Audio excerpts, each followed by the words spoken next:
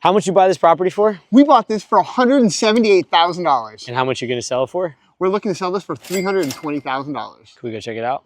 Let's do it. All right. How did you get this property? We won this actually right out front steps at a foreclosure auction about 3 months ago. How did you get used to buying properties at foreclosure auctions? Well, we started it about now 8 years ago. We bought our first auction, which was nerve-wracking. Then I realized later on that it's just a numbers game. And it was just after doing it quite a while, we got very comfortable and, with the nuances of, buying occupied property, which we had a lot of experience with, but with just tenants issues and stuff like that, just by owning so many rental properties prior to this. So it was, a little easier than maybe someone who just getting in just for flipping or whatever. We owned a lot of rental properties. So it made a transition a lot easier. How did you get the tenants out of the property if there were people living in it? So they weren't tenants, they were occupants. So what did you have to do to actually get them out? What did Kevin do? He basically just talked them, came up, knocked on the door, figured out their plan, see what they were doing, and they actually did the right thing, to be honest. They just left. So how big is your portfolio now? Like rentable units and stuff like that, it's probably about 700 that we kind of manage and own. Residentially, we're at like 350 units. And then commercially, we have probably another like 67 units. Okay, and how did you get started? What was your first property? My first property was a 2-family house in Pittsfield, Massachusetts. And how old were you?